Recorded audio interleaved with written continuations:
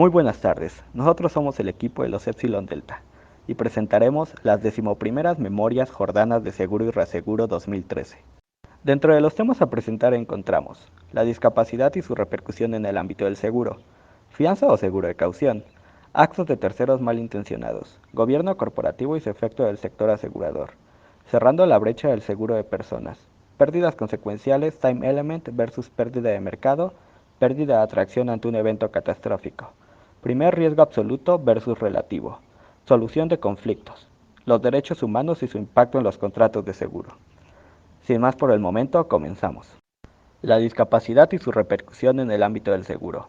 La discriminación por discapacidad en la contratación de seguros se ha convertido en un tema de gran actualidad, ocasionado por la Ley General para la Inclusión de Personas con Discapacidad, publicada en mayo del 2011 en el Diario Oficial de la Federación, cuya finalidad es establecer las condiciones en las que el Estado deberá promover, proteger y asegurar el pleno ejercicio de los derechos humanos y libertades fundamentales de las personas con discapacidad, asegurando así su inclusión plena a la sociedad en un marco de respeto, igualdad y equiparación de oportunidades. Dicha ley se compone de 60 artículos, dentro de los cuales podemos encontrar algunos tan importantes como el artículo 3 y artículo 9. El artículo 9 nos muestra la relación específica con la contratación de seguros debido a salud. Por otro lado, en el artículo 3, la ley destaca que su observancia compete también a personas físicas y morales del sector privado, incluidas por supuesto las compañías del sector asegurador. Puedes leer el documento completo en la liga que aquí se te proporciona. La Suprema Corte de Justicia de la Nación señala que debe permitirse el acceso a las personas con diversidades funcionales a la contratación de seguros. Se evite equiparar enfermedades con discapacidades. Se diseñen planes incluyentes para personas con y sin discapacidad. Independiente de la opinión que a diferentes sectores merezca el resolutivo de la Suprema Corte de Justicia de la Nación, la prohibición de discriminar a las personas con discapacidad en el otorgamiento de seguros se ha convertido en una realidad jurídica innegable. Por principio debemos plantearnos ciertas interrogantes como ¿cuál es la solución a estos planteamientos jurídicos? ¿Son realmente discriminatorias las prácticas de selección empleadas en la contratación de seguros de vida y salud? ¿Estamos realmente equiparando discapacidad con enfermedad tal y como lo señala la Suprema Corte de Justicia de la Nación? ¿Los planes de seguro son incluyentes de las personas con discapacidad? ¿O es necesario realizar ajustes? La respuesta a todas estas interrogantes necesita un entendimiento de los conceptos de discapacidad y discriminación, por lo que resulta conveniente una pequeña disertación al respecto. Comencemos abarcando el panorama histórico de la discapacidad. El concepto de discapacidad ha sufrido grandes cambios a lo largo de la historia. Por ejemplo, en la antigüedad la discapacidad se abordaba desde una perspectiva mágico-religiosa, atribuyendo estos trastornos a poderes sobrehumanos o como castigos por males cometidos. Dentro de las modalidades de tratamiento se encontraba la magia, la herbolaria, la brujería, etc.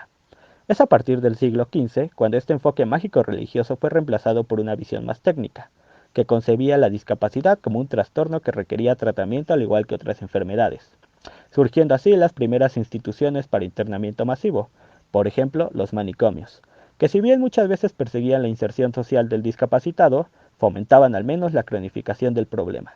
A finales del siglo XX, durante la Segunda Guerra Mundial, la discapacidad fue abordada a través de un enfoque médico-asistencial, exigiendo la identificación y explicación de los diferentes trastornos. Luego, a partir de la segunda mitad del siglo XX, se reconoció la importancia del entorno social en el origen de la discapacidad y la necesidad de implementar medidas de prevención y de rehabilitación que fomentaran la inserción comunitaria del discapacitado. Es así que surge la defensa de la inclusión y de la normalización escolar y laboral con pleno reconocimiento de los derechos de la persona discapacitada, tal y como lo conocemos hoy en día. Abarquemos ahora el concepto de discapacidad. Como lo vimos anteriormente, la concepción de la discapacidad ha ido cambiando respecto al tiempo. Se han usado numerosos términos como impedido, inválido, minusválido o incapacitado. En 1980, la OMS elaboró la Clasificación Internacional de Deficiencias, Discapacidades y Minusvalías, con la finalidad de unificar criterios en torno al problema de la discapacidad. Según los planteamientos de la OMS, el problema de la discapacidad supone varios conceptos, y se pueden esquematizar de la siguiente manera. Una enfermedad o trastorno puede dar lugar a una deficiencia. Una deficiencia conduce a su vez a una discapacidad específica. Finalmente, como resultado de la deficiencia o de la discapacidad, el sujeto puede quedar en una situación desventajosa que limita o impide el desempeño de un determinado rol, lo que constituye la minusvalía. Sin embargo, en el año 2001 la OMS revisó sus conceptos y propuso la nueva Clasificación Internacional del Funcionamiento de la Discapacidad y de la Salud. A diferencia de la primera definición, la discapacidad no depende exclusivamente de los factores que ya vimos. La presencia del grado de discapacidad depende en realidad de la interacción de estos elementos con factores del medio ambiente y con factores personales. Como ya dijimos anteriormente, en esta nueva conceptualización la discapacidad es multidimensional, pues depende no solo del individuo y de su condición de salud, sino también de la interacción entre el sujeto y sus factores contextuales, ambientales y personales. Panorama mundial de la discapacidad. Se estima que más de 1.000 millones de personas viven con algún tipo de discapacidad. Según el informe mundial de la OMS, la discapacidad es más frecuente en mujeres, personas mayores, niños y adultos pobres, y se asocia a bajas tasas de empleo, tanto en hombres como en mujeres. La encuesta mundial de salud señala que 110 millones de personas tienen dificultades muy significativas de funcionamiento, mientras que la carga mundial de morbilidad señala que 190 millones de personas sufren una discapacidad grave. Según la encuesta mundial de salud, cerca de 785 millones de personas de 15 años y más viven con una discapacidad, mientras que la carga mundial de morbilidad señala una cifra próxima a los 975 millones. Es importante recalcar que además de la falta de empleo, la población de personas discapacitadas se enfrenta a otras desventajas, dentro de las cuales encontramos peores resultados en salud que la población general, pobres resultados académicos con menor probabilidad de ingresar a una escuela, menor participación económica, tasas más altas de pobreza, mayor dependencia y participación limitada. La mayor parte del apoyo procede de familiares. Discapacidad en México. Según datos del INEGI, en México habitan 5.7 millones de personas con discapacidad. Las personas con discapacidad corresponden principalmente a adultos mayores. La posibilidad de padecer alguna limitación física o mental aumenta con la edad. La discapacidad predomina en los hombres a edades más jóvenes y en las mujeres a edades adultas.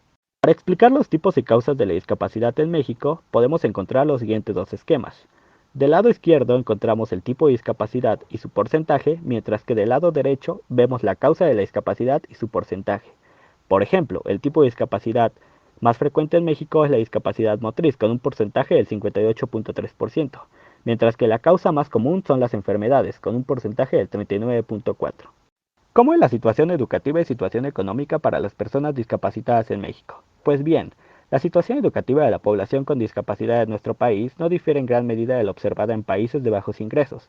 Es así que de la población con discapacidad en edad escolar, solo el 45% asiste a la escuela, 24.8% de las personas discapacitadas son analfabetas y el promedio de escolaridad en los discapacitados es de solo 4.7 años aprobados.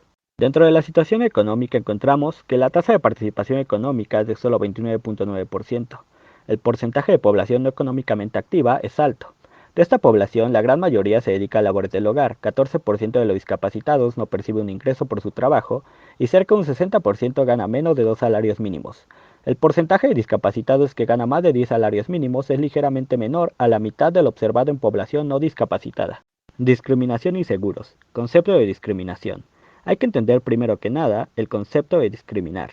En una acepción rápida significa diferenciar, distinguir o separar una cosa de otra, refiriéndose así a un trato injusto o distinto hacia un individuo o grupo, con base en ciertas características.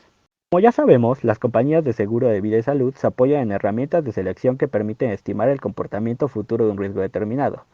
Cabe recalcar que la discapacidad no es en sí un motivo de rechazo del ámbito de la suscripción de vida y salud, sino que lo son los trastornos e enfermedades subyacentes que le dan origen. Es entonces que con todo lo anteriormente mencionado se debe entender que los procesos de selección de riesgos involucrados en el otorgamiento de un seguro de vida o salud no representan un acto discriminatorio, pues se basan en principios y consideraciones homogéneas aplicables indistinto a todo solicitante. Sin embargo, es claro que aun cuando en los procesos de selección de riesgos no existe esa intención de discriminar, la percepción de un acto discriminatorio en el colectivo de personas discapacitadas debido a múltiples situaciones no es inusual en el contexto de la contratación de un seguro. Según la encuesta nacional sobre la discriminación en México, los dos problemas que más afectan a la persona discapacitada son la falta de empleo y la discriminación. Es entonces que llegamos a este punto donde nos preguntamos, ¿de qué manera pueden las compañías de seguros subsanar esta percepción de discriminación? ¿Qué procesos, conductas, acciones o políticas caben modificar para dar respuesta a esta realidad social?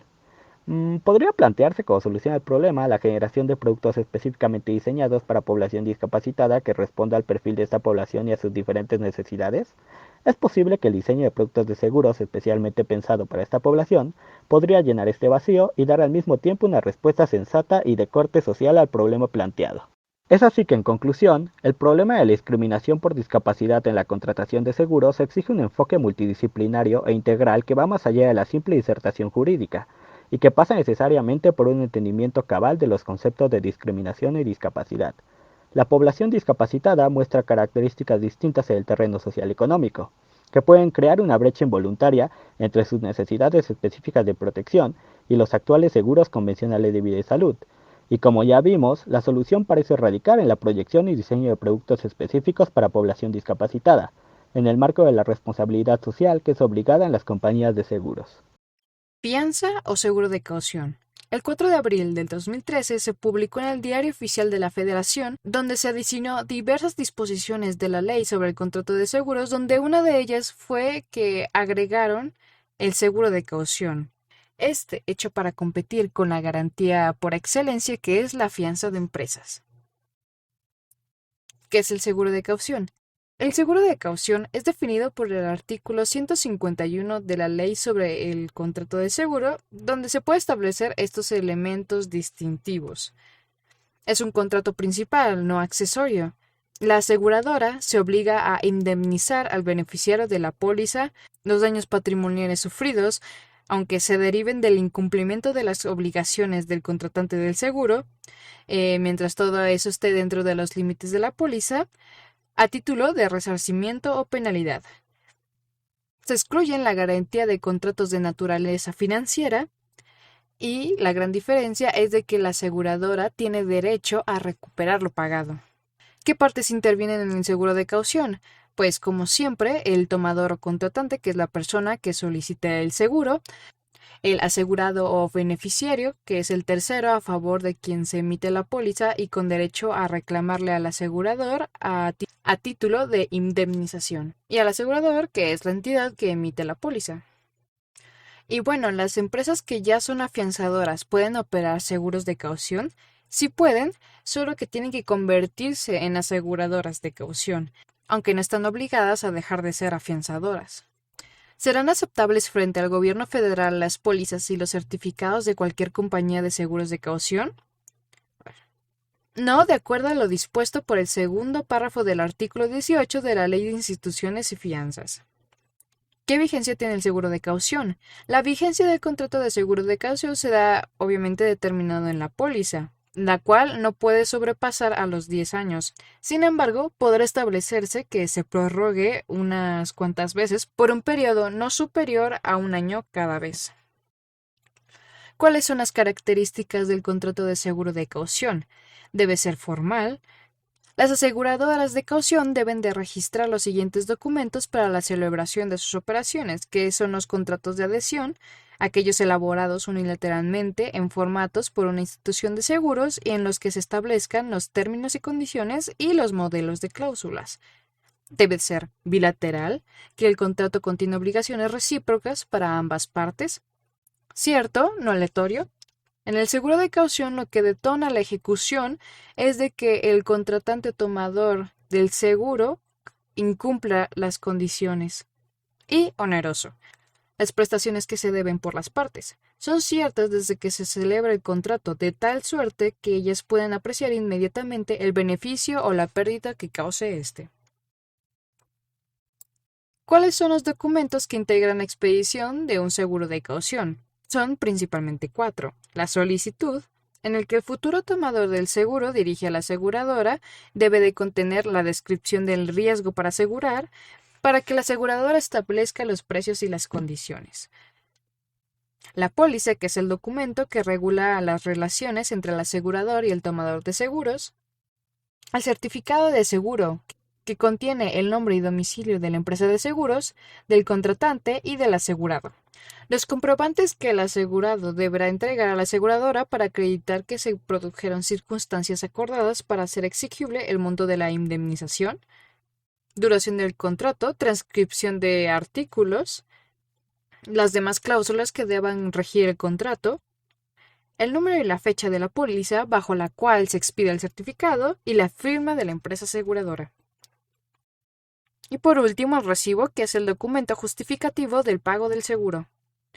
¿Qué datos y documentos se requieren para emitir un seguro de caución por parte del tomador contratante? Para que el tomador sea evaluado, debe entregar todos los papeles que demuestren su solvencia y su capacidad de cumplir. ¿Es necesario otorgar garantías específicas? A diferencia de la fianza, no es necesario, pero si la aseguradora lo requiere, puede ser así. ¿Cuántos tipos de seguros de caución existen? En México no existen categorías, pero en otros países se operan los diferentes subproductos, donde en esta presentación solo se van a mencionar unos cuantos. Para contratos de obras, suministros y servicios públicos o privados, mantenimiento de oferta, ejecución de contratos, sustitución de fondo de reparo, certificación de avance de fabricación, garantías aduaneras, importación temporaria, exportación temporaria, falta de documentación, diferencia de derechos y tributos, y otras garantías que son ejercicio de una actividad o profesión, fiel cumplimiento de contrato, buen manejo de adelanto, buena ejecución de obra. ¿Cómo se va a tramitar el cobro de un seguro de caución? Si eres un particular, se debe de presentar el reclamo con los comprobantes que se establecieron en el certificado si es que se produjeron las circunstancias acordadas para exigir el monto. La empresa aseguradora tiene como máximo 30 días naturales para dictar una resolución. Si la aseguradora no realiza o rechaza el pago, se puede optar en acudir a la Conducef o demandar a la empresa. Para la Federación, Distrito Federal, Estados y Municipios se tienen dos procedimientos. El primero, que es ante la Comisión Nacional para la Protección y Defensa de los Usuarios de Servicios Financieros o ante los tribunales competentes, y el otro procedimiento es que la Federación, Distrito Federal, Estados y Municipios podrá optar por requerir las indemnizaciones derivadas de los seguros de caución de acuerdo con las disposiciones que se señalan en el artículo 278 de la LISF. Y el procedimiento para las autoridades judiciales que pretenda hacer exigible un seguro de caución está escrito en el artículo 291 de la LISF. Penas para la aseguradora por pagar fuera de los plazos de una indemnización. En la Ley de Instituciones de Seguros y Fianzas se establece que el valor de las indemnizaciones se convierte en unidades de inversión en la fecha de vencimiento del plazo de 30 días y su pago se hará en moneda nacional, al valor que las unidades de inversión tengan a la fecha en que se efectúe. Aparte de que la institución de seguros pagará un interés moratorio cuya tasa será igual al resultado de multiplicar por 1.25 el costo de captación. ¿De qué forma la aseguradora solicita al contratante el reembolso de lo pagado al beneficiario? Se deben de cumplir los siguientes requisitos para que la institución aseguradora tenga acción ejecutiva mercantil en contra del contratante y de sus obligados solidarios. La suma por la que se demande la ejecución no deberá exceder el monto convenido de la indemnización previsto en la póliza.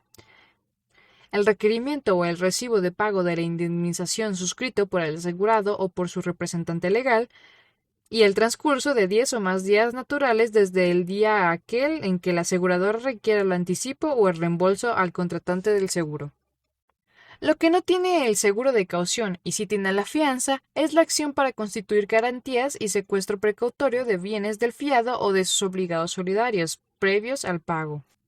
Los artículos 284 y 285 de la Ley de Instituciones y Fianzas les otorga a las instituciones de fianzas la posibilidad de constituir dichas garantías y solicitar al juez el secuestro de bienes previo al pago de un reclamo.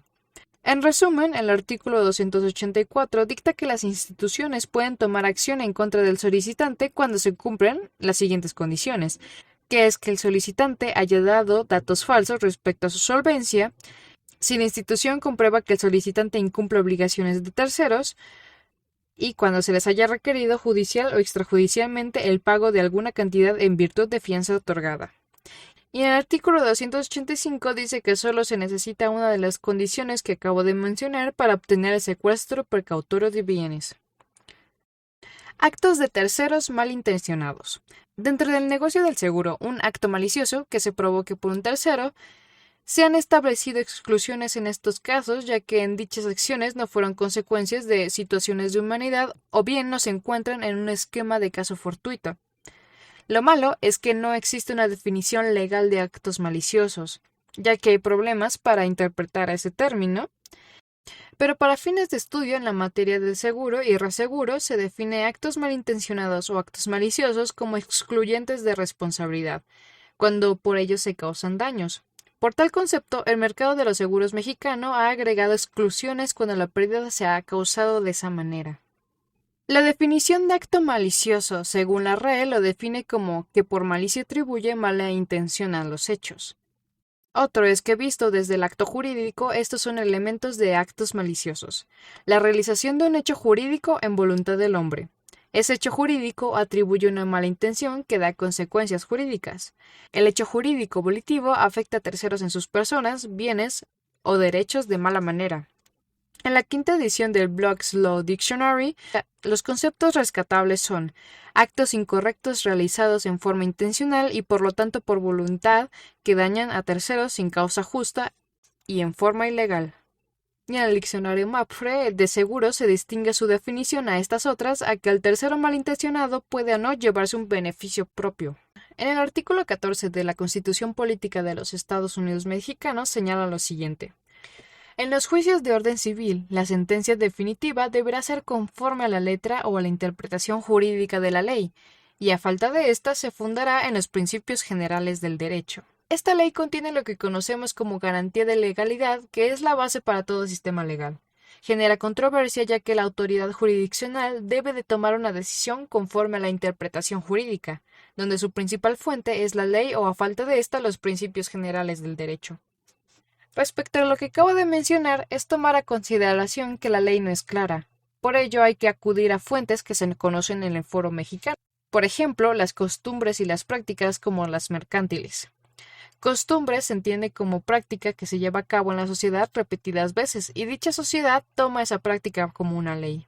Es conveniente acudir a la costumbre en este país que incorpora ya en sí la costumbre internacional respecto de operaciones activas de seguros para poder determinar qué se entiende o bien qué se debe entender por actos maliciosos ante la falta de un concepto legal preciso en nuestra legislación nacional.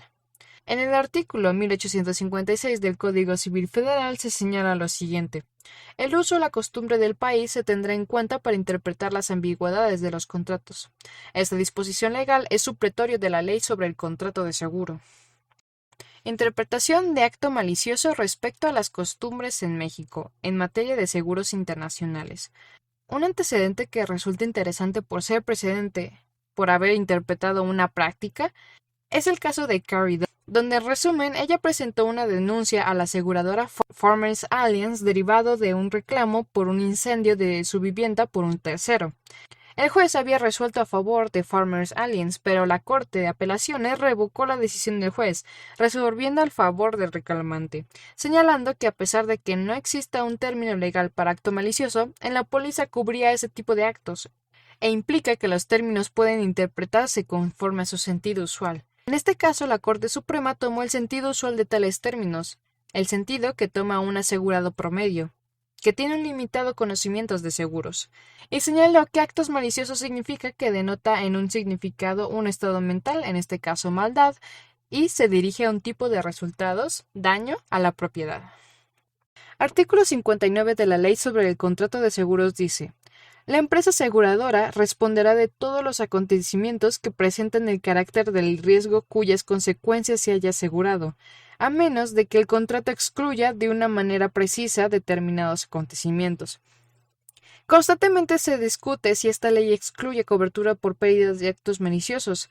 Como no existe una definición legal, es difícil poner exclusiones de este tipo de contrato, pero aún así toda exclusión debe de ser aclarada perfectamente desde el inicio de la vigencia. En México debemos de hacer notar que hay oleadas de actos criminales derivados de extorsiones, cobro de derecho de piso, etc., y por eso se hace más grande la necesidad de que se presenten mercados seguros con coberturas que cubran pérdidas causadas por actos de terceros malintencionados. Gobierno corporativo y su efecto en el sector asegurador. Ponencia presentada por el licenciado Gerardo Fonseca Pereda. Antecedentes. Es a partir de la crisis financiera del año 2008 y hasta nuestros días que el tema del gobierno corporativo o GC cobró mucha relevancia, pues se pusieron de manifiesto en aquel entonces fallas graves en el sistema propuesto para prevenir abusos de los ejecutivos de las empresas. Para poder abordar este tema de forma adecuada, es preciso primero definir qué es el gobierno corporativo. Así que, ¿qué es el GC? El GC se puede definir como el conjunto de principios y normas que regulan el diseño, integración y funcionamiento de los órganos de gobierno de la empresa, como son los tres poderes dentro de una sociedad: accionistas, consejo de administración y ejecutivos. Un buen gobierno corporativo provee los incentivos para proteger los intereses de la compañía y los accionistas, monitorear la creación de valor y el uso eficiente de los recursos. Hay tres elementos fundamentales que sirven de sustento y base del GC, a saber, el primero de ellos, la separación entre propiedad y control en las sociedades. El segundo es los conflictos que se pueden suscitar entre accionistas y los administradores de las empresas, pues estos últimos podrán utilizar los recursos de las sociedades para beneficio propio y en detrimento de los accionistas. Y tercero, aquellos socios con un interés exclusivamente económico. Una vez dicho esto, surge la pregunta: ¿cuál es el objetivo del gobierno corporativo? Bueno, el GC se encarga de la creación de valor para el accionista mediante la maximización del valor de la compañía o sus acciones a través de mecanismos de control interno que equilibren los intereses de los accionistas y directores. El GC debe de velar por los intereses generales de la empresa. Los componentes básicos de todo gobierno corporativo se muestran en el siguiente diagrama. Como podemos ver, dentro del todo GC se encuentran los ejecutivos, los accionistas, el consejo de administración, los analistas, etcétera, etcétera. Para esclarecer un poco más el concepto, podemos recurrir a los códigos de buen gobierno. Estos son los predecesores de lo que hoy conocemos como gobierno corporativo. Tenemos que los códigos de buen gobierno eran emitidos por diversas asociaciones y son manuales de autorregulación que establecen pautas de conducta para administradores y empleados, de modo que se enmarquen las actuaciones de estos bajo principios de transparencia, imparcialidad, cuidado y diligencia. En su mayoría están integrados por disposiciones generales de carácter aclaratorio e interpretativo y son voluntarios. Cabe decir que no dan un efectivo sistema de GC, en parte porque es muy difícil evaluar estos sistemas, pues hay diversos estándares según el organismo regulador que se encargue de publicar el código de conducta. Ahora bien, ¿cuál es la finalidad del gobierno corporativo en el sector asegurador?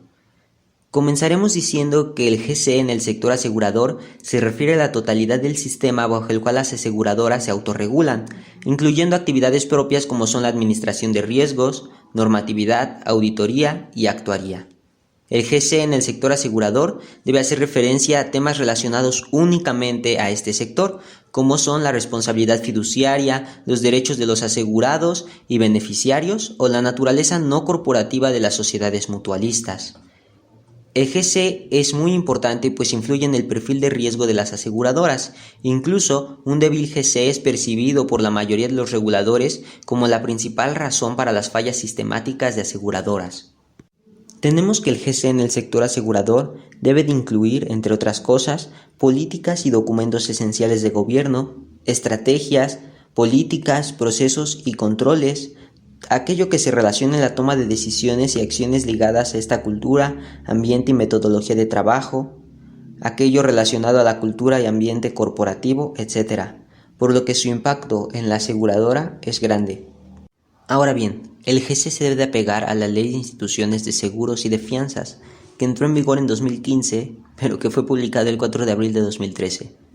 Esta buscaba modernizar la legislación hasta entonces vigente en materia de seguros, modificando el sistema de solvencia hacia un modelo de solvencia 2 que se basaba en riesgo, entre otras cosas para modernizar el régimen de solvencia, de modo que se fortaleciera la posición financiera de aseguradoras y afianzadoras, así como inducir a una mayor competencia entre ellas para estimular la innovación y eficiencia en el mercado asegurador y poder extender los servicios financieros a más personas. Además, trataba de modernizar las labores de regulación y supervisión a cargo de la Comisión Nacional de Seguros y Fianzas en protección del interés del público usuario, fortalecer el régimen de protección a los usuarios mediante mayor transparencia y revelación de información de parte de aseguradoras y afianzadoras y mejor disciplina y conducta del mercado. Asimismo, dado que la nueva ley busca preservar la solvencia y estabilidad de las instituciones financieras a fin de que el patrimonio de los usuarios no se vea afectado, Se llega a 3 procesos de disciplina que buscan reducir las posibilidades de que las entidades aseguradoras y afianzadoras enfrenten problemas financieros. El primero de ellos es la disciplina regulatoria, esto es, a través de normas prudenciales. El segundo, la autodisciplina, que es lo que deben imponer a través de sus órganos de administración y de un gobierno corporativo sólido. Y el tercero, la disciplina de mercado, que es la creación de estímulos adecuados para la operación de los mecanismos de revisión por parte del mercado. Es a partir de esto que la Ley de Instituciones de Seguros y de Fianzas considera un modelo de tipo de solvencia 2 que agrupa en 3 pilares los mecanismos de disciplina antes mencionados. El primer pilar es el compuesto por los requerimientos cuantitativos en materia de reservas técnicas, requerimientos de capital, inversiones y reaseguro. El segundo pilar está integrado por los requerimientos cualitativos conformados por una parte por el gobierno corporativo, y por la otra por un proceso eficiente de revisión por parte del supervisor. Y el tercer pilar es aquel que contempla elementos en materia de transparencia y revelación de información, así como mecanismos de revisión por parte del mercado. Las instituciones entonces deberán disponer de un sistema eficaz de gobierno corporativo que garantice una gestión sana y prudente de su actividad, estando a cargo del Consejo de Administración, su instrumentación y seguimiento, pero también intervendrán el Comité de Auditoría y el Controlador Médico, en caso de que la institución esté autorizada por operar el ramo de salud. La finalidad del sistema de gobierno corporativo será atender el volumen de operaciones, así como a la naturaleza y complejidad de las actividades de la institución, y deberá comprender el establecimiento y verificación del cumplimiento de políticas y procedimientos explícitos en materia de a.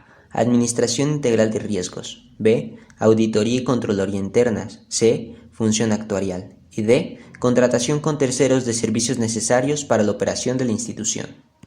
Comenzaremos hablando de la administración integral de riesgos. En este ámbito, el gobierno corporativo se encargará de comprender las políticas, estrategias, procesos y procedimientos de información necesarios para vigilar, administrar, medir, controlar, mitigar e informar al Consejo de Administración de forma continua sobre los riesgos a los que, ya sea a nivel individual o agregado, puede estar expuesta la institución. El sistema de administración integral de riesgos deberá ser manejado por un área específica que forme parte de la estructura organizacional de la institución. Debe de considerarse de forma continua en las decisiones estratégicas y debe de abarcar los riesgos establecidos para el cálculo del requerimiento de capital de solvencia, así como cualquier otro riesgo que identifique la institución y que no se encuentre comprendido en dicho cálculo. Además, deberá de realizar constantemente pruebas de autoevaluación en materia de riesgos y solvencia, pues esto podría culminar en la elaboración de una propuesta de medidas para atender las deficiencias en caso de ser detectadas. En lo que respecta a Contraloría Interna, el GC deberá establecer un sistema eficaz y permanente, precisamente de Contraloría Interna, que será propuesta al Consejo de Administración por el Comité de Auditoría. Este va a consistir en el desempeño de las actividades relacionadas con el diseño, establecimiento y actualización de medidas y controles que propicien el cumplimiento de la normatividad interna y externa aplicable a la institución en la realización de sus actividades. Debe también de proporcionar al Consejo de Administración y a la Dirección General los elementos necesarios para evaluar el cumplimiento de las disposiciones legales, reglamentarias y administrativas aplicables y las posibles repercusiones de cualquier modificación del entorno legal en las operaciones de la institución, así como la determinación y evaluación del riesgo del cumplimiento. En el ámbito de auditoría interna, el GC debe de asegurar un sistema efectivo y permanente de revisión del cumplimiento de la normatividad interna y externa aplicable a la institución.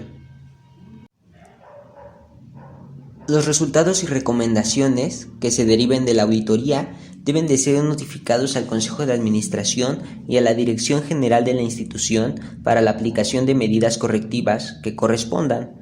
La función de auditoría interna debe de ser objetiva e independiente de las funciones operativas y debe de ser desempeñada por un área específica que forme parte de la estructura organizacional de la institución o del grupo empresarial, según se define en la Ley de Instituciones de Seguros y de Fianzas, del que la institución forme parte.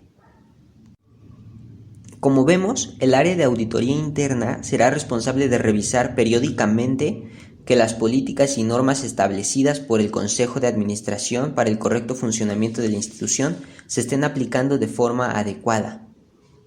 Asimismo, el GC debe de asegurar que las instituciones cuenten con una función actuarial efectiva y permanente, que se va a encargar, entre otros asuntos, de coordinar las labores actuariales relacionadas con el diseño y viabilidad técnica de los productos de seguros o de las notas técnicas de fianzas, de modo que estos se ajusten a lo señalado en la LISP, así como coordinar el cálculo y evaluación de las reservas técnicas que la institución deba constituir de conformidad nuevamente con lo previsto en la LISP, verificar la adecuación de las metodologías y los modelos utilizados, las hipótesis empleadas en el cálculo de las reservas técnicas de la institución y debe de mantener informado al Consejo de Administración y a la Dirección General de la institución sobre la confiabilidad y razonabilidad del cálculo de las reservas técnicas.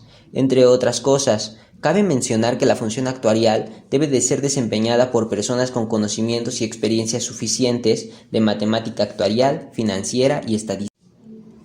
En materia de contratación de servicios con terceros, las instituciones deberán establecer políticas y procedimientos que garanticen que las funciones operativas relacionadas con su actividad, que sean contratadas con terceros, cumplan con todas las obligaciones previstas en la LISP. Llegados a este punto, es conveniente hablar de aquellos órganos involucrados en el diseño, aplicación y vigilancia del cumplimiento del sistema de gobierno corporativo. El primero a mencionar es el Consejo de Administración, que tiene varias responsabilidades indelegables, entre las cuales se cuentan la definición y aprobación de políticas en materia de diseño de productos, la definición y aprobación del sistema de gobierno corporativo, así como los mecanismos para monitorear y evaluar su operación y cumplimiento, la designación del actuario que realizará la prueba de solvencia dinámica, el diseño y viabilidad técnica y financiera de los productos, la evaluación y registro de los activos e inversiones, etc. Además, el Consejo de Administración se ve apoyado por el Comité de Auditoría y para las instituciones de seguros que practiquen el ramo de salud por el Contralor Médico. En términos generales, el Comité de Auditoría tiene la tarea de vigilar el apego de la institución a la normatividad interna establecida por el Consejo de Administración, así como el cumplimiento a las disposiciones legales y administrativas que le son aplicables. Se debe mencionar que la Secretaría de Hacienda y Crédito Público, a través de la Comisión Nacional de Seguros y de Fianzas, ha establecido un proceso de consulta de la Circular Única de Seguros y de Fianzas con las organizaciones representativas de los sectores y entidades supervisadas, en donde dichas organizaciones envían los comentarios a los títulos que estén siendo revisados y la propia comisión da respuesta a los comentarios recibidos. Este proceso de consulta incluye también la realización de pruebas y los estudios de impacto cuantitativo y de impacto cualitativo. Particular relevancia para el tema de gobierno corporativo tienen los estudios de impacto cualitativo, pues son los que examinan el impacto de la implementación de aspectos relativos a los pilares 2 y 3 que se mencionaron en un apartado anterior. Después de presentar esta información, el licenciado Gerardo Fonseca concluye que se requiere de más preparación y capacitación para el Consejo de Administración, que se deben de considerar seguros de responsabilidad para funcionarios y consejeros, que hay una necesidad de documentar al 100% políticas y procesos, y que la Ley de Instituciones de Seguros y Fianzas transforma al Consejo de Administración con funciones más operativas, no estratégicas, de modo que se generan mayores responsabilidades a consejeros. Concluye que hay necesidad de una posible reestructura del organigrama y esquema interno al interior de las instituciones derivado de los cambios de la ley. Cerrando la brecha en el seguro de personas, presentado por Sir Richard Snyder. La siguiente ponencia nos brindará los resultados de un estudio llevado a cabo por la Swiss Re en 8 mercados de América Latina. La metodología no se detallará. Sin embargo, es necesario tener en cuenta ciertos supuestos clave, tales como que la definición de brecha de cobertura por mortalidad solo consideran la brecha de las personas trabajadoras con dependientes y no incluye, por ejemplo, a aquellos individuos independientes o a la población que no trabaja con dependientes. Además, entre otras cosas, asume el estudio que el 50% de la población trabajadora tiene dependientes. Asimismo, el ingreso para mantener estándares de vida es medido multiplicando el salario anual promedio por 10, lo cual está en regla con estudios previos hechos por la Swiss Re. Esto, entre otras cosas. Si se desea consultar la metodología completa, se puede revisar el documento. Comenzaremos definiendo el concepto de brecha de cobertura por mortalidad o fallecimiento. Esta se define como la diferencia entre la cobertura requerida y la cobertura disponible para mantener el nivel de vida de los dependientes tras el fallecimiento del sostén principal de la familia. Aunque es cierto que la región de Latinoamérica experimentó un crecimiento económico en la década de los 2000, que condujo de algún modo a mayor cantidad de empleo, mayores ingresos y mayor cantidad de ahorros, la susodicha brecha en los 8 mercados analizados se incrementó de 3.1 billones de dólares en 2003 a 7.2 billones en 2012, representando un crecimiento anual de 10% en promedio.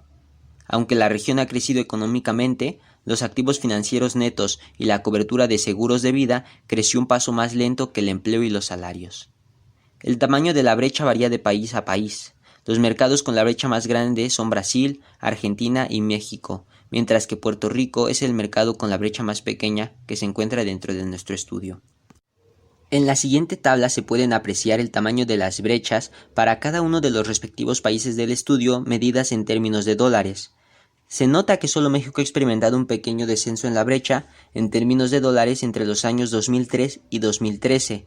La variedad de rangos de valores que se presentan en estas regiones puede ser parcialmente atribuida a diferencias en la densidad poblacional de los distintos mercados, la inflación, los salarios y en algunos casos específicos como el de Chile, probablemente sea un beneficio provisto por los fondos de pensiones privadas. En 2012, el promedio de esta brecha por persona en los mercados analizados sumaba los $60,628, lo que significa que por cada persona trabajadora con dependientes se necesitaría en promedio $60,628 adicionales a sus activos financieros netos o su seguro de vida para mantener su nivel de vida o el de sus dependientes en caso de muerte.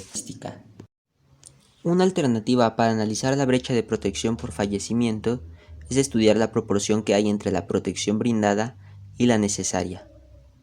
En 2012, por ejemplo, la proporción varió de 10% en Venezuela hasta 53% en Chile, lo que significa que por cada $100 de la protección necesaria contra fallecimiento en 2012, las familias venezolanas y chilenas sostuvieron en promedio $10 y $53 respectivamente en activos financieros y seguro de vida, lo que significa que la familia promedio tuvo una mayor brecha de protección, de $90 en Venezuela y de $47 en Chile.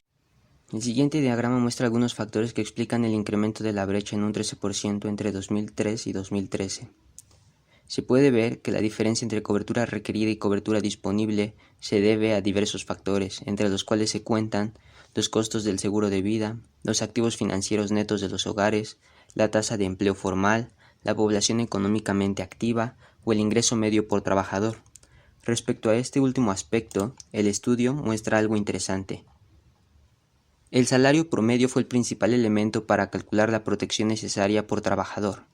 De hecho, de acuerdo a la metodología utilizada, la protección necesaria crece mientras más grandes son los salarios. En Puerto Rico, por ejemplo, la brecha alta que hay por persona trabajadora es parcialmente explicada por los ingresos altos, los cuales hacen que los requerimientos de protección para mantener los estándares de vida, el nivel de vida de la persona tras la muerte del principal sostén de la familia se eleven. Lo mismo sucede en mercados como Japón, Hong Kong, Corea del Sur, Singapur o Australia. Retomando el concepto de la proporción que hay entre la protección brindada y la necesaria, es menester mencionar que los estudios muestran que la proporción entre esta cobertura disponible y la requerida fue más alta en 2012 que en 2003 en casi todos los mercados analizados, lo que significa en teoría que los trabajadores con dependientes están mejor protegidos que hace 10 años. La excepción es Puerto Rico, donde la proporción disminuyó. Según se explica, la proporción relativamente alta en Chile es el resultado de varios factores, donde el principal probablemente es que ha tenido un sistema de pensiones privadas desde la reforma de 1980 a 1981. En la siguiente tabla se muestra el tamaño de las brechas medidas en dólares de cada uno de los países del estudio, así como los principales causantes de estas cifras. Retomando el caso de Chile, algo notable es que el seguro de vida chileno tiene mayor impacto en el PIB en la región y la inflación ha estado bajo control por un largo tiempo. Esto, aunado a una pequeña población, así como a su sistema de pensiones y a los beneficios fiscales que animan el ahorro, ha generado una de las brechas considerablemente más pequeñas de la región. A modo de conclusión general se puede decir que dado que la protección contra fallecimiento es el núcleo del seguro de vida, intentar cerrar la brecha es una oportunidad única para las aseguradoras, además de que sería beneficioso para los individuos y las sociedades. Ahora bien, dado que las razones subyacentes que suscitan la brecha difieren de país en país, se requiere de un tratamiento especial para cada uno. Un ejemplo de esto sería México. En el caso de México, por ser un mercado con una brecha per cápita relativamente moderada, pero con una gran base de clientes potenciales, el estudio recomienda el desarrollo de productos estándar y de bajo costo y el uso de múltiples canales de distribución. Adicionalmente, coberturas específicas basadas en un análisis de necesidades personalizado, pues esto puede potenciar la motivación de compra del seguro. Y algo muy importante es que se debe hacer eco de los resultados del estudio, porque de este modo se puede generar conciencia de la gran exposición a la que se enfrentan los hogares en México y los beneficios de la protección del seguro. Pérdidas consecuenciales. Time element contra pérdida de mercado, pérdida de atracción ante un evento catastrófico. Antecedentes. En México se ha observado un gran avance tecnológico, económico o político, y todo gracias esto a la globalización. En nuestro país, cada vez las grandes empresas se convierten en multinacionales, la expectativa de crecimiento y exportación son cada vez mayor. La globalización es el crecimiento actual, y como tal, existen ventajas y desventajas. Sin embargo, la globalización es practicada por la mayoría de los países. Como se ha mencionado, una desventaja de la globalización es el crecimiento vertiginoso. Sumando esto y el cambio climático, nos estaremos enfrentando a un gran reto. Por ello, las personas relacionadas con seguros deben de hacerse una pregunta. ¿Estamos en México preparados para un gran evento catastrófico? De acuerdo con la UNESCO, en los próximos años, el cambio climático modificará la cantidad de lluvia que cae. La humedad del suelo aumentará el deshielo y cambiará el curso de ríos y corrientes de agua subterránea, lo que podría provocar más catástrofes. Retomando la pregunta anterior y los catástrofes ambientales, podemos hablar de coberturas. Pero, ¿qué es una cobertura? Las coberturas de un seguro, también llamadas garantías, son las prestaciones que se definen y especifican en las condiciones particulares y generales de los contratos de las pólizas. Con la cobertura, el asegurado está protegido hasta el límite económico pactado de las consecuencias que se derivan de un siniestro. Las propias características técnicas y la especialización de la cobertura tienen como consecuencia la falta del conocimiento y el desarrollo correcto dentro del mercado de seguros en Latinoamérica. Utilizando nuestra definición de cobertura, ahora bien podemos hablar de time element, también llamada pérdidas consecuenciales e irrupción de negocios, la cual siempre está sujeta a un periodo de tiempo, así como gastos extras, extensión del periodo de indemnización, interrupción de negocios. Es decir, el monto de la pérdida depende de cuánto tiempo se tarda en reparar o reemplazar la propiedad dañada. Una condición para la cobertura de interrupción de negocios es Material Damage Provision, provisión de daños materiales. El objeto de esta condición es proteger a la aseguradora para que en caso de que un siniestro, el asegurado tenga los suficientes fondos para reparar los bienes dañados. Si el asegurado no tiene el dinero para reparar, reponer o restituir la pérdida por daño material, no habría forma de limitar y controlar la pérdida cubierta en interrupción de negocios. Existen también otras garantías para limitar y controlar la pérdida de interrupción de negocios, y es que el asegurado debe tener los activos asegurados con un valor declarado a valor reposición. Si es el caso, por lo menos el 80%, es decir, si la póliza de daño material tiene un infraseguro mayor al 20%, la aseguradora tendrá la potestad de cancelar la cobertura y negar el pago de la pérdida financiera solamente. Existen formas y formatos diferentes de la aplicación de la cobertura, dependiendo del país, lo que ha generado gran problemática en la aplicación y uso de la cobertura. Dichos formatos son formato inglés y formato americano. Formato inglés. En este formato se caracteriza por ganancias brutas, gastos extras, utilidades de gastos fijos y salarios, gastos fijos y salarios para riesgos catastróficos. Este formato siempre lleva contratado un periodo de indemnización, generalmente mostrando en meses sus gastos para reducir La pérdida siempre están sujetos a infraseguros. Su periodo de indemnización comienza cuando el siniestro ocurre y termina cuando el negocio afectado alcanza el mismo nivel de ventas o ingresos que tenía antes del siniestro, o hasta que se alcance el límite del periodo contratado. Formato americano. En este formato se caracteriza por ganancias brutas, pérdida real sufrida sin exceder de las ganancias brutas, gastos extra, pérdida de renta. Su periodo de indemnización comienza cuando el siniestro ocurre y termina cuando el bien dañado se repara, repone o restituye o hasta agotarse la suma asegurada. Ganancias brutas. La forma moderna del aseguramiento es básicamente cubrir las ganancias brutas de la empresa afectada. Una problemática es cuando se tiene que en los siniestros de interrupción de negocios siempre es el infraseguro, y esto es debido principalmente a que la palabra ganancias brutas o gross profits es en términos contables y se usa en los estados financieros de las empresas de todo el mundo. Por esta razón, en Estados Unidos decidieron cambiar el nombre a gross earnings. Las ganancias brutas se obtienen de ingresos netos menos todos los gastos variables, ventas netas menos todos los gastos que no continúan. Las ganancias brutas contables se obtienen de ingresos netos menos el costo de venta.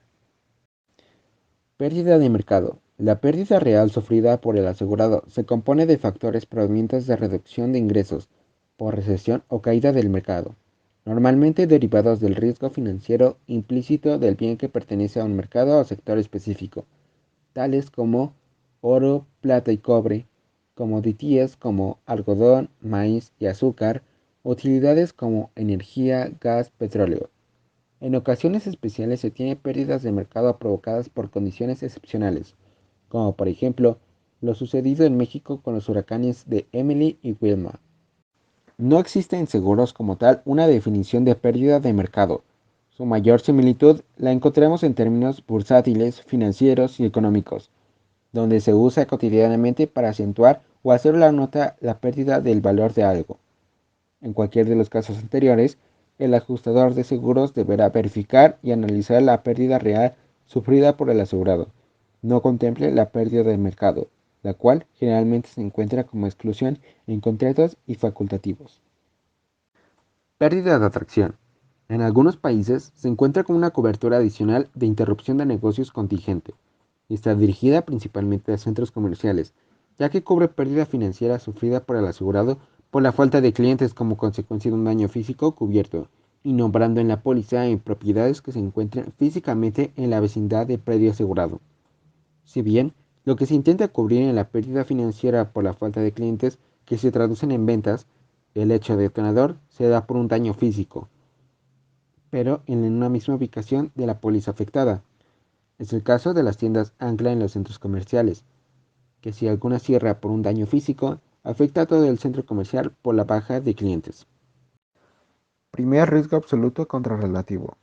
Su importancia es a. Cuidar la suscripción de este tipo de riesgos, ya que ello implica asumir riesgos de gran valor y que por este simple hecho no pueda relajarse la suscripción, ni los precios, ni emitir simplemente pólizas floating que ayuden a cumplir metas de producción, primas y confiar ciegamente en los productos que el broker de reaseguro nos presenta. B. Emitir la póliza como un producto de altísima calidad y fuera de los procesos tradicionales, evitando traducciones literales, adjuntando textos en idiomas extranjeros y evitar adjuntar el slip de reaseguro, ya que este no siempre cumple con la estructura de la póliza ya definida como producto registrado por la compañía de seguros. C. Cuidar el proceso de ajuste y atención de siniestros, manteniendo una comunicación estrecha con el asegurado, que ayude a explicar anticipadamente el alcance de coberturas y manejando adecuadamente y proactivamente las expectativas del asegurado, evitando discusiones innecesarias y procesos legales largos y costosos que al final solo perjudicarán la relación comercial entre partes, generando incluso un potencial daño reputación a la marca e imagen de la compañía de seguros. Puntualizaciones. Con la finalidad de facilitar el entendimiento de la argumentación presentada en cada siniestro, se realizarán algunas precisiones necesarias. Suma asegurada a primer riesgo. Es importante aclarar que la suma asegurada contratada por el asegurado, así como el porcentaje de variación en valores, ha sido declarado y fijado por el propio asegurado, por lo que no es prueba ni de existencia ni de valor de los bienes, ya que únicamente representa la base para limitar la responsabilidad de la compañía de seguros. Este tipo de seguros comúnmente es ofrecido únicamente para riesgos industriales o comerciales de gran valor. Límite a primer riesgo.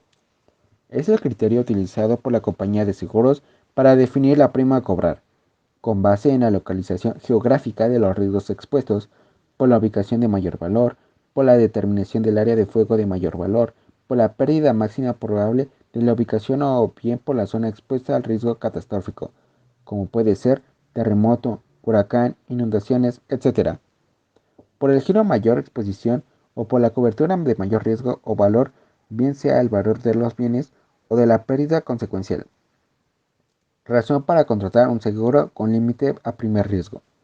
Es importante destacar que el asegurado decide contratar un límite a primer riesgo porque busca el ahorro en primas y porque en determinado momento existe poca o nula probabilidad de que todas las ubicaciones de su negocio se afecten por la misma causa y al mismo tiempo. Límite a primer riesgo relativo. Si el asegurado decide contratar este tipo de cobertura, deberá definir antes de que inicie la vigencia de la póliza la suma asegurada y un porcentaje de variación en sus valores a riesgo. Este porcentaje normalmente será del 10 o 20%.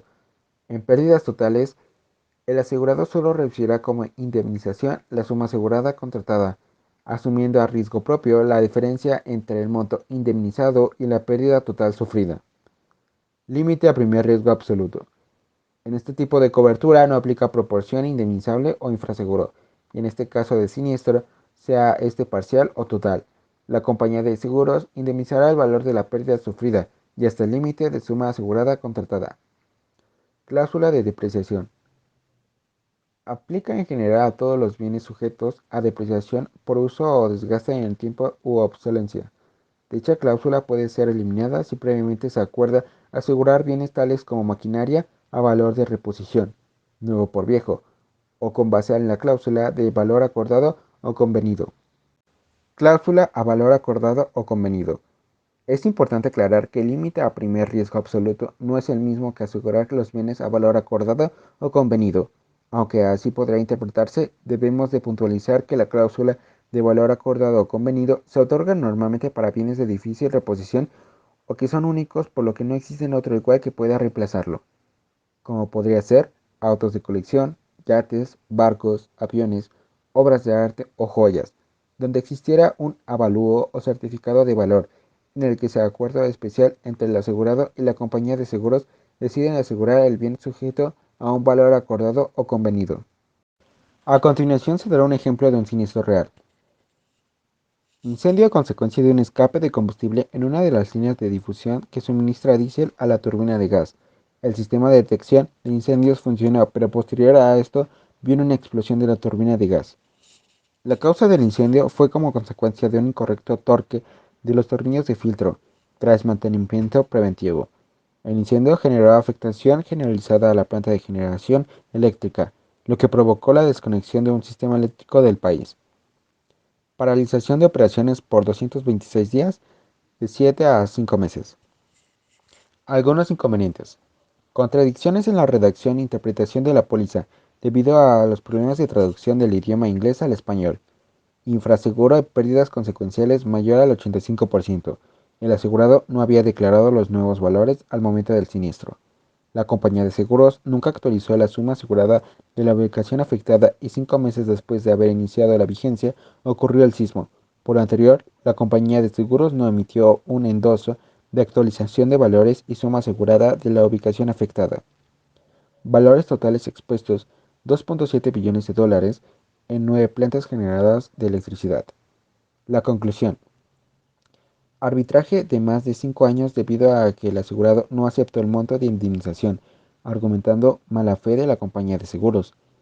El árbitro emitió resolución en favor del asegurado ordenando a la compañía de seguros pagar 99 millones de dólares. El argumento del árbitro fue: no era posible tener un límite establecido para pérdida consecuencial debido a la naturaleza de la cobertura. Gastos legales y de la defensa por 5 millones de dólares. Recomendaciones. Recomendaciones en general para negocios a primer riesgo absoluto o relativo. Evaluar previamente el riesgo moral del asegurado. Definir con claridad y oportunidad el texto de póliza.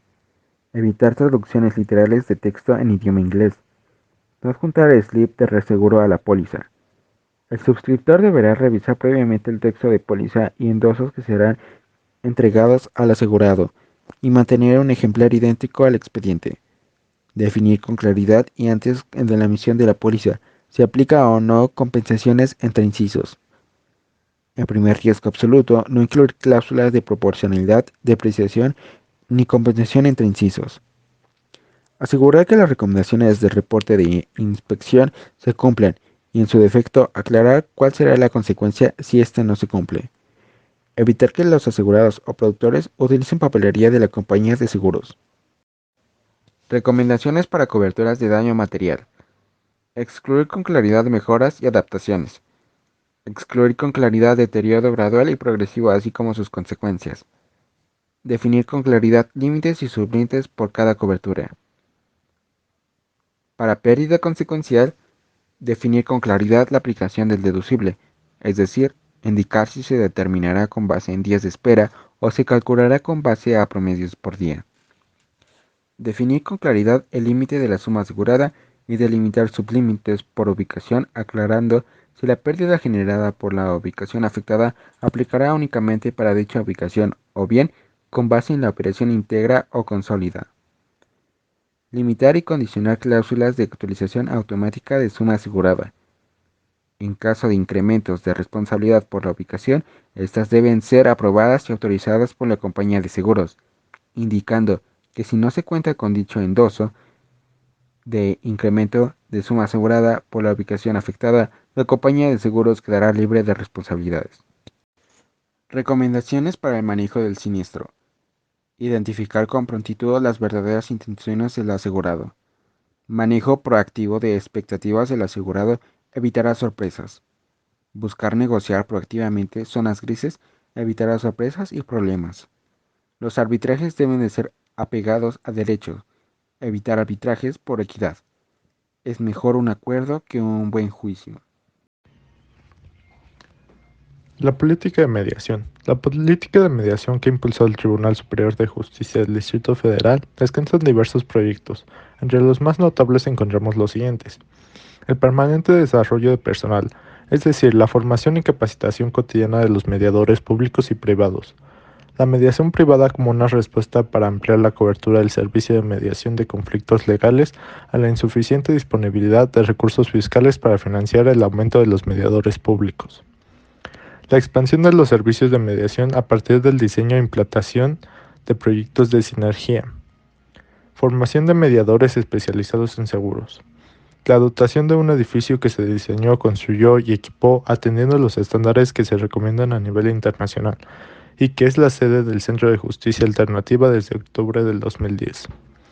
El diseño e impulso del modelo de solución de conflictos hipotecarios. Solución de conflictos. La mediación. ¿Qué es la mediación? La mediación se trata de un medio para resolver conflictos sin acudir a los medios estrictamente judiciales o como medida previa ante ese agotamiento.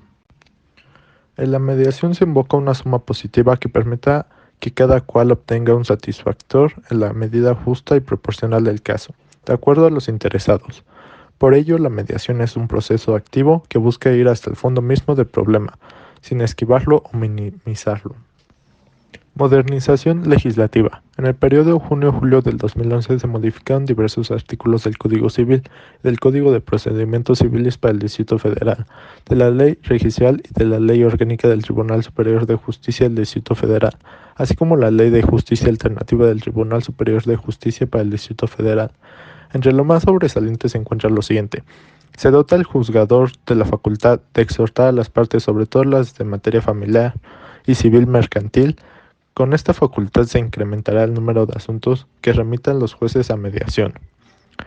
Que los convenios de mediación relacionados con garantías inmobiliarias sean registrables en el registro público de la propiedad del Distrito Federal.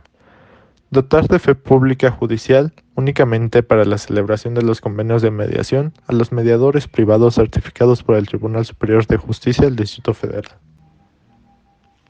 Solución de conflictos en el ámbito de seguros con la mediación.